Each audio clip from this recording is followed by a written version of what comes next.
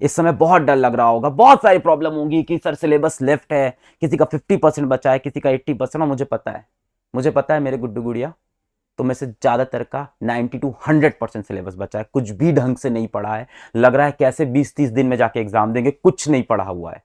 अब ये है कि बहुत सारा डिस्ट्रैक्शन भी है, पढ़ने बैठ भी रहे हैं तो ऐसा है कि मोबाइल में किसी का मैसेज आ जा रहा है, इंस्टा पे कोई रील भेज दे रहा है, कभी दोस्त मिलने बुला ले रहा है, कभी कोई ऐसा टीवी पे चीज आ रही है कि वो देखने बिजी हो गए, कभी रील पे रील स्क्रॉल किए जा रहे हैं, अभी भी डिस्ट्रैक्ट हो रहे हैं।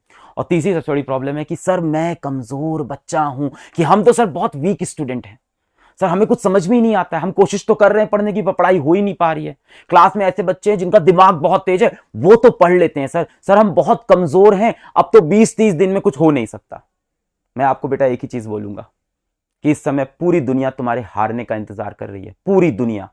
तुम्हारे जो दोस्त है ना, जो तुम्हारे सांप जैसे दोस्त हैं, जो मन में तुमसे जलते हैं, वो भी वेट कर रहे हैं कि तू इस बार हाफ ईयरली में, बोर्ड एग्जाम में अच्छे नंबर लेके नहीं आ। पूरे तुम्हारे दोस्त, तुम्हारे रिश्तेदार, तुम्हारे पड़ोसी, हर कोई इंतजार कर रहा है कि तू हार जाए। एक बात याद रखिएगा बेटा, जीतने का मजा तभी आता है ना जब सारा जमाना तेरी हार का इंतजार कर रहा हो, और हम जीतेंगे भाई। और आपके जीतने के लिए मैं एक बहुत ही perfect strategy, perfect time table ऐसा लेके आया हूं कि अगले 20 से 30 दिन के अंदर आप पूरा सिलेबस भी कवर कर लोगे और बेहतरीन नंबर लेके आओगे अपने हाफ ईयरली एग्जाम में। आई गारंटी यू, अगर तुमने दिल से इसको फॉलो किया तो काम बन जाएगा। पर उसके पहले तुम्हें कमेंट में ये लिखना पड़ेगा कि I promise I will follow. अगर तुम फॉलो करोगे तभी होगा। ऐसे बहुत से स्ट्रैटेजी वीडियो यूट्यूब पे पढ़े हैं, देखा, छोड़ दिया, हाँ भाई बड़ा मजा आया देखने में, फॉलो नहीं किया। तो पहले एक बार सच्चे दिल से बेटा, सच्चे दिल से, जिस इंसान से आप सबसे ज्यादा प्यार करते हो अपनी जिंदगी में, आपकी मां होंगे, आपके बाप होंगे, आपकी दादा दादी हो सकते हैं, जिससे भी आप सबसे ज्यादा प्यार करते हो, और खुद से क्यों नहीं प्यार करते यार, लव योर सेल्फ। सबसे इंपॉर्टेंट पर्सन तुम्हारी जिंदगी में तुम हो बेटा। कोई दुनिया में तुम्हें इंपॉर्टेंट समझे ना समझे, तुम खुद को सबसे इंपॉर्टेंट हमेशा समझना, और तभी आगे निकलोगे। अपने आप से प्यार करना बेटा बहुत जरूरी है। दुनिया से प्यार करोगे हमेशा धोखा मिलेगा, खुद से प्यार कर। और खुद के लिए आज खुद से प्रॉमिस कर कि मैं अपने फ्यूचर के लिए यहां से मेहनत करूंगा। तो सबसे पहले कमेंट में लिखोगे I promise I will follow. Comment में आ जाना चाहिए I promise I will follow. अब मैं शुरू करता हूं एक ऐसी स्ट्रैटेजी जिससे तुम्हारे पूरे नंबर यहां से आ सकते हैं। तो भाई अगर मैं पूछूं तो सिलेबस लगभग पूरा बचा हुआ है। अगर मैं मोटा मोटा बात करूं तो सभी के स्कूल में साइंस के कुछ 6 चैप्टर्स आ रहे होंगे। मैथ्स की बात करूं तो मैथ्स में कुछ 7-8 चैप्टर आ रहे होंगे, और एसएसटी के अंदर कुछ लगभग 10 चैप्टर आ रहे होंगे। अगर मैं इनको जोड़ूं तो लगभग 20-21 चैप्टर हो रहे हैं। और मैं मान के चलता हूं यहां से तुम्हारा हाफ ईयरली भी 20 से 25 दिन ऐसा ही कुछ समय बचे होगा।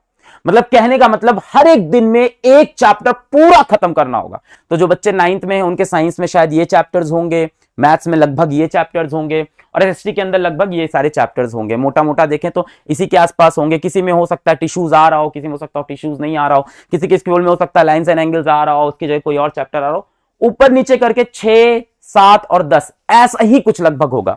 10th की बात करूं तो 10th में भी ऐसा ही होगा भाई। किसी के स्कूल में कंट्रोल एंड कोऑर्डिनेशन आ रहा होगा, किसी के में नहीं आ रहा होगा, रिप्रोडक्शन आ रहा होगा, किसी में ऐसा हो सकता है कि आपके में लाइट नहीं आके इलेक्ट्रिसिटी आ रहा हो, और यहाँ पे मैग्नेटिक इफेक्ट ऑफ करंट। पर ओवरऑल आप देखोगे तो ऐसा ही होगा कि 6 चैप्टर साइंस, 7 चैप्टर मैथ्स और 10 चैप्टर लगभग एसएसटी होंगे।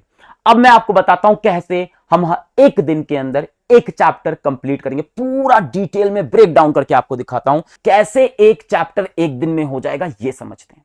सबसे पहली चीज, अगर आपने वो चैप्टर बिल्कुल भी नहीं देखा है तो अभी एनसीईआरटी मत उठाना। एनसीईआरटी बहुत ही कॉम्प्लेक्स भाषा में लिखी हुई है। एनसीईआरटी वैसे ही है जैसे आपके क्लास में वो लड़की हैं जो आपको पसंद तो आती हैं पर आपको पता नहीं कैसे इंप्रेस होंगी। कभी लगता है चॉकलेट देने से होंगी, कभी लगता है कॉपी देने से होंगी, असल में पता ही नहीं चला किस तरह से इंप्रेस होंगी। तो एनसीईआरटी वैसे ही कॉम्प्लेक्स है, तो छोड़ दीजिए। सबसे आसान तरीका है कि अभी आपको यूट्यूब पे जाके देखना है वन शॉट लेक्चर। अब सर वन शॉट लेक्चर किसका देखें? मास्टर आपका देखें या किसी और टीचर का? जिसका तेरे को समझ में आए उसका देख, जरूरी नहीं कि मेरा देख।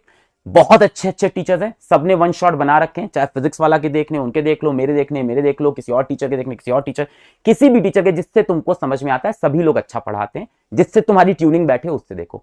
पर एक चीज ध्यान देना कि ऐसे ही वन शॉट देखना जो आपके 3 से 4 घंटे में पूरा चैप्टर खत्म हो जाए। बेटर है कि 3 आवर्स के अंदर।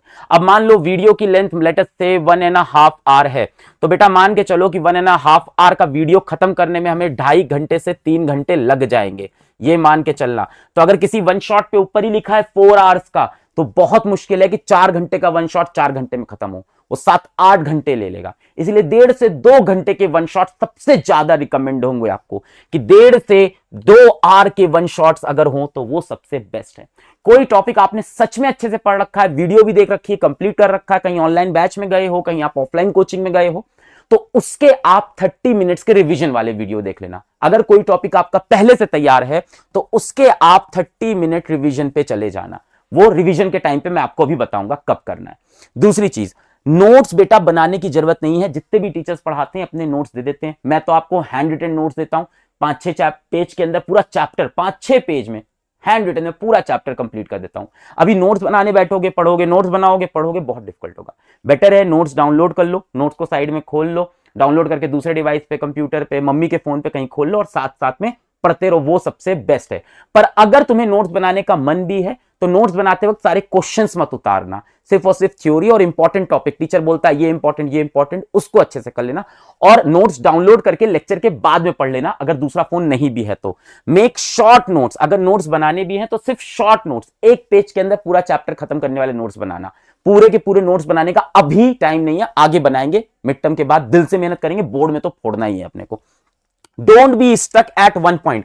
कई बार क्या होता है, पढ़ते पढ़ते एक क्वेश्चन नहीं समझ में आया, और मैथ्स में ये बड़ा होता है, दीवाने हो जाते हैं मैथ्स में हम लोग। एक क्वेश्चन नहीं आया, लगा रहे हैं 15 मिनट हो गया, आधे घंटे हो गया, फिर दोस्त को फोन कर रहे हैं, फिर इंटरनेट पे उसका सोल्यूशन देख रहे हैं। अरे यार, एक क्वेश्चन से क्या तेरे पूरे नंबर आ रहे हैं? नहीं आ रहा है वो क्वेश्चन एग्जाम में, नहीं आ रहा है, बहुत कम चांस है उसके आने की। और अगर आ भी गया तो एक क्वेश्चन छोड़ देंगे, उसके चक्कर में 90% सिलेबस तो पहले कवर करें कि उसको छोड़ देंगे हम? पहले वो 90% तो कवर करें। दिमाग से चल भाई, स्ट्रैटेजी से। आशिकी में नहीं कंप्लीट होगा। आशिकी मत कर लेना किसी सब्जेक्ट से, किसी टॉपिक से, किसी क्वेश्चन से, ये वो समय नहीं। अब एग्जाम पास आ गया, आशिकी करने के 4 महीने थे, अगर आपको इंटरेस्ट था पढ़ाई में, आगे भी फिर समय मिलेगा, फिर इंटरेस्ट से पढ़ेंगे।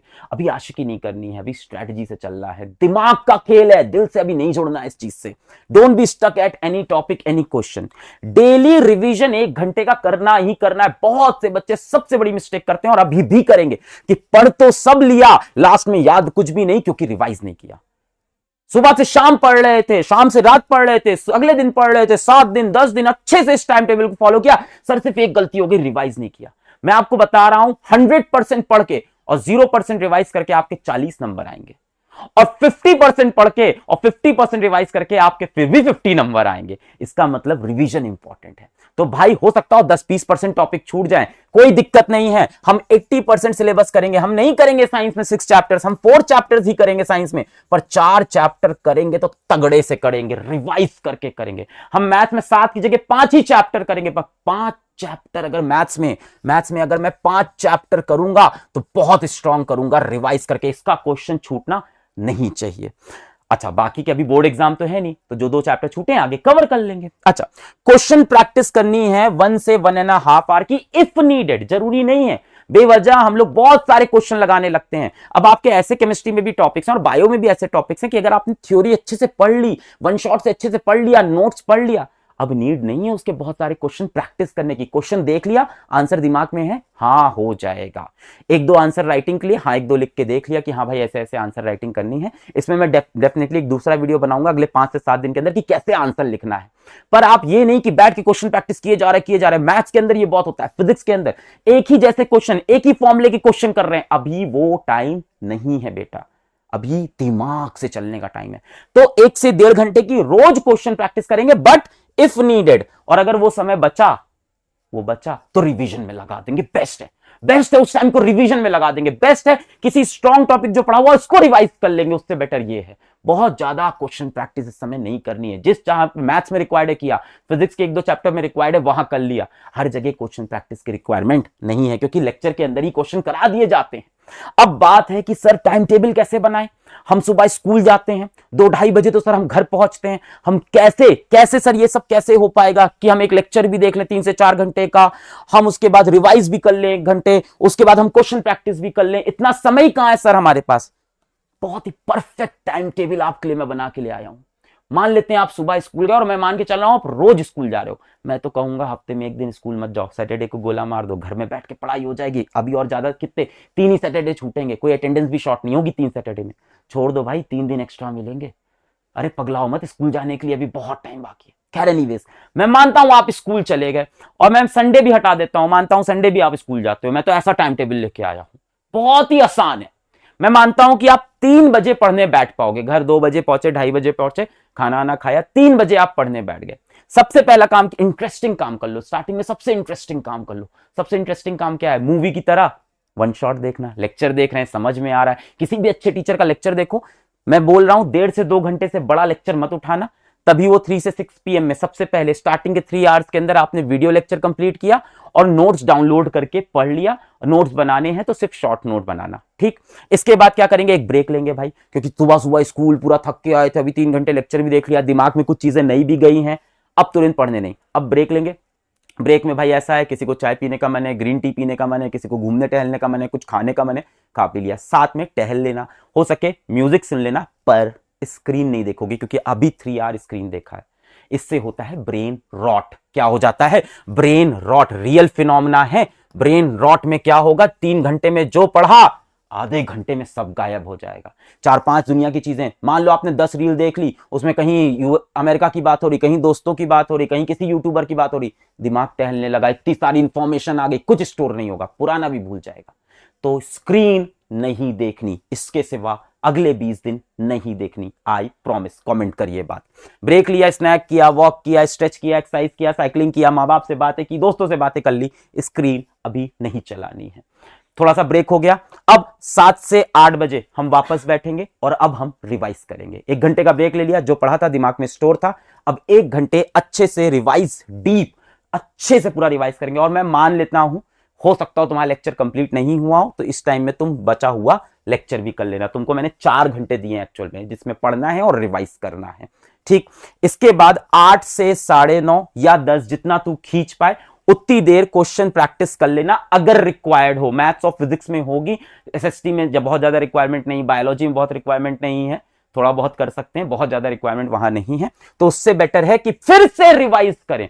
और अगर ये टॉपिक अच्छे से हो गया है तो इस टाइम पे अपने आगे के कोई स्ट्रॉन्ग टॉपिक रिवाइज कर लो भाई। कम से कम 20 में से तेरे 2 चैप्टर तो होंगे जो पढ़े हुए होंगे, थोड़े बहुत पढ़े हुए होंगे, आप उसको आधा आधा घंटा करके रोज रिवाइज करते रहो, वो साइड से कंप्लीट हो जाएगा। तो भाई 3 से 6 हमने वीडियो देखा, ब्रेक लिया, 7 से 8 में रिवाइज किया डीपली, 8 से 9:30 10 तक क्या किया? क्वेश्चन प्रैक्टिस कर ली या रिवाइज कर लिया या कोई स्ट्रॉन्ग टॉपिक रिवाइज कर लिया। 10 बजे बेटा आप खाना खाएंगे, उसके बाद वॉक करें, परिवार से बात करें, दोस्तों से बात करें, मौज मस्ती करें, और 10:30 11 तक आप सो जाएं। बहुत इंपॉर्टेंट है सोना। अगर आप सोगे तो आपका दिमाग बहुत अच्छा काम करेगा, बिना सोए चलोगे तो ये सब कुछ नहीं हो पाएगा। मैं बोल रहा हूं, अगर आपको लगेगा कि नहीं सर ऐसा है कि मैं 4 आवर सोऊंगा और बाकी टाइम पढ़ूंगा, तो बेटा इस 4 घंटे के सोने के चक्कर में आपका कुछ कंप्लीट नहीं होगा। तो minimum 6 hour, minimum 6 hour, 7 hour है तो और बेटर है, मिनिमम 6 आवर तो सोना है। बेटर है 10:30 पे सो गए, सुबह 5:30 पे उठे, कम से कम 7 घंटे। ये सब हम फॉलो करेंगे तो काम बनेगा। और अगर अभी भी दिल में तुम्हारे जोश है, आग लगी है, तो कमेंट करो, I promise I will follow. बताना मुझे, मैं और वीडियो बनाऊंगा, तुम्हें जो भी स्ट्रेटजी चाहिए उस पर।